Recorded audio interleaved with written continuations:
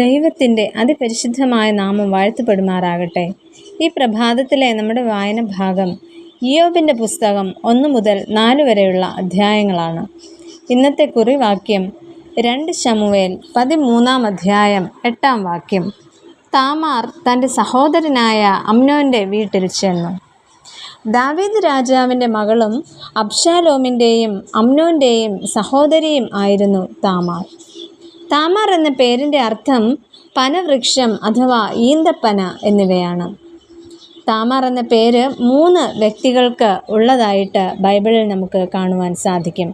ഒന്നാമത്തെ ആളിനെ കുറിച്ച് നമ്മൾ പഠിച്ചു, ഉൽപ്പത്തി പുസ്തകം 38 അധ്യായം. അടുത്ത താമാർ അബ്ശാലോമിൻ്റെ മകൾ ആയ താമാറാണ്.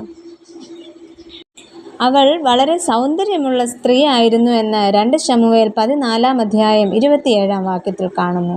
എന്നാൽ ഇന്ന് നമ്മൾ ചിന്തിക്കുന്നത് രാജപുത്രിയായ താമാറിനെ കുറിച്ചാണ്, അതായത് ദാവീദിൻ്റെ മകളായ താമാർ.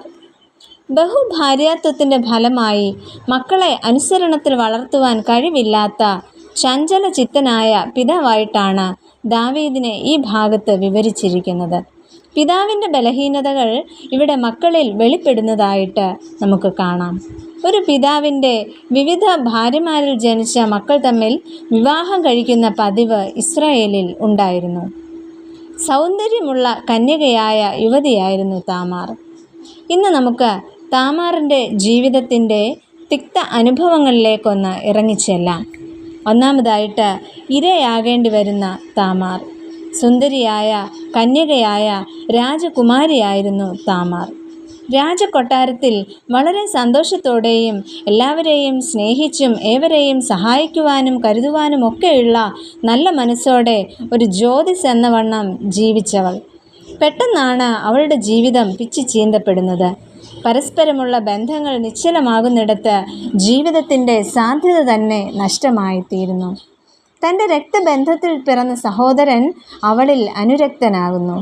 ചാരിത്ര്യ അപഹരണം കൊട്ടാരത്തിനുള്ളിലാണ് ഇവിടെ നടക്കുന്നത്. സ്ത്രീകൾക്ക് ഏറ്റവും സുരക്ഷിതമെന്ന് തോന്നുന്ന ഇടത്തു നിന്നാണ് ഇന്നവൾക്ക് ഏറെ ഭീഷണികൾ നേരിടുന്നത്. അവൾക്കെന്നും സുരക്ഷിതമായിരിക്കേണ്ട കൊട്ടാരവും സുരക്ഷിതത്വം നൽകേണ്ട സഹോദരനും ഇവിടെ അവൾക്ക് ഭീഷണിയായിട്ട് തീരുന്നു.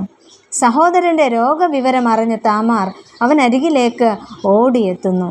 തന്നാലാകും വിധം സഹായിക്കുവാനായിട്ട് ശ്രമിക്കുന്നു. എന്നാൽ അത് അവളുടെ ചാരിത്ര്യം അടിയറവ് വയ്ക്കേണ്ട ഒരു ഗതിയിലേക്ക് മാറ്റപ്പെടുന്നു. രണ്ടാമതായിട്ട് നീതി നിഷേധിക്കപ്പെടുന്ന താമാർ. താമാറിനെ നശിപ്പിച്ചതിനു ശേഷം അമ്നോൻ്റെ സ്നേഹം വെറും വികാരം മാത്രമായും തുടർന്ന് അത് അവളോടുള്ള പകയായും മാറി. തുടർന്ന് അവൻ അവളെ ആ വീട്ടിൽ നിന്നും പുറത്താക്കി കളഞ്ഞു.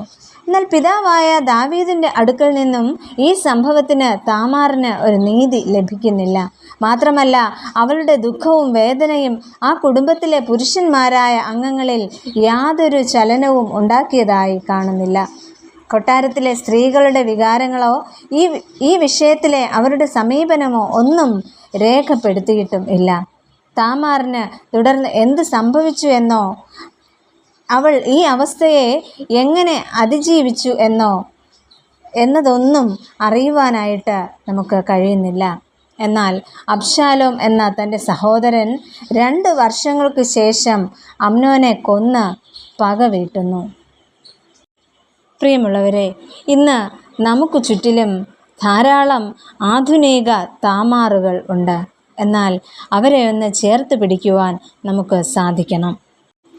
നമുക്ക് പ്രാർത്ഥിക്കാം. പ്രിയ കർത്താവേ, ഞങ്ങളുടെ പെൺകുഞ്ഞുങ്ങൾ, ബാലികമാർ, കന്യകമാർ, യുവതികൾ, സ്ത്രീകൾ ഇവർ നേരിടുന്ന അതിക്രമങ്ങളിൽ നിന്നും വിടുവിക്കണമേ. ഇരകളാക്കപ്പെട്ടവർക്ക് അതിജീവിക്കുവാനുള്ള കൃപ നൽകണമേ. ആമേൻ.